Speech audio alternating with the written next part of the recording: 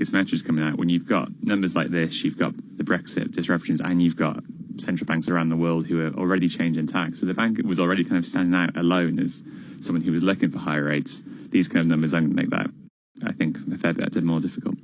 Why is Mark Carney so insistent on the rate hike message, even though the market doesn't believe him? Well, I think the bank have to stick to the message that there will be a smooth Brexit, because that's what government policy still is. So they're in a bit of a bind from that point of view. Also, I think for a few policymakers, they're looking at kind of domestic generated inflation as the kind of key metric, and wage growth is still high. I mean, the jobs market in the UK is the bright spot, and has been the bright spot for quite some time. So they're looking at those kind of numbers. But yeah, I mean, it's going to be more difficult to keep up that message if we carry on getting these kind of reports out of the UK. OK, David, thank you very much. Bank of England and UK economy reporter for Bloomberg, David Goodman, joining me in the London studio. Let's get over now to Leanne Gerrans for your global news headlines. Leanne? Good morning, Matt. Not going without a fight. That's Italian Prime Minister Giuseppe Conte's message to his deputy, Matteo Salvini.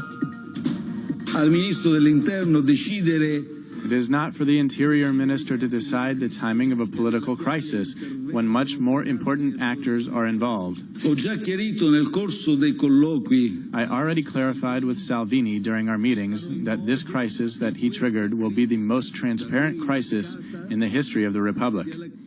The Anti-Immigration League leaders pulling support for the administration and calling for an early election. According to the Corriere della Sera, Salvini favours an election on the 13th of October. However, reports in Repubblica say an election could be set for October the 23rd. Prime Minister Narendra Modi has told Indians that the decision to end autonomy in Kashmir was about eliminating dynastic politics and corruption. Bloomberg's Anchanda Chowdhury has more.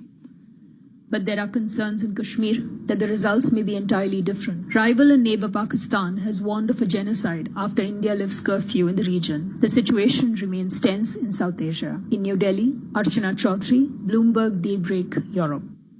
Hong Kong's airport authority is planning to bolster security in anticipation of a 3-day sit-in protest. This comes just days after dozens of flights were cancelled during a citywide strike. The sit-in is expected to start later today. It kicks off the 10th straight weekend of protests across the Asian financial hub, which erupted over opposition to a bill easing extraditions to mainland China. And South Africa's government plans to introduce a payroll levy and a surge charge on personal income tax.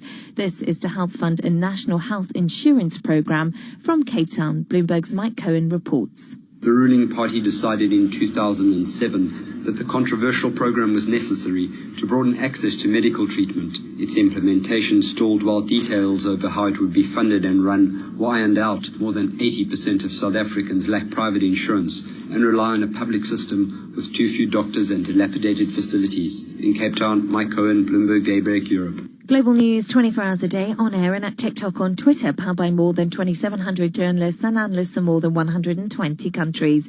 I'm Leanne Gerrans. This is Bloomberg. Matt. Leanne, thank you very much. Now we can get to the American Sports Report with Pete Fox. Results from Week 1 NFL preseason. Ravens a 29-0 win of the Jags. 5 field goals for Baltimore. 1 touchdown for Lamar Jackson. Patriots blasted the Lions 31-3. Browns took care of the Redskins 30-10. Giants edged the Jets 31-22. Daniel Jones 5 of 5. And the Bills a winner over the Colts 24-16. From the day on the diamond in Toronto, Yankees 12, Jays 6. Urshela with a pair of home runs. Mike Tauchman went deep, and Domingo Germán won his 15th. In Boston, the Red Sox blanked the Angels 3-0. Chris Sale struck out 13, allowing just 2 hits. And Madison Bumgarner allowed just 1 hit as the Giants shut out the Phils in San Francisco 5-0. I'm Pete Fox. That's your Bloomberg NBC Sports Update. It's football season. I cannot believe that we're so late in the summer. They're already starting up with football. I feel like summer just started, but I guess not.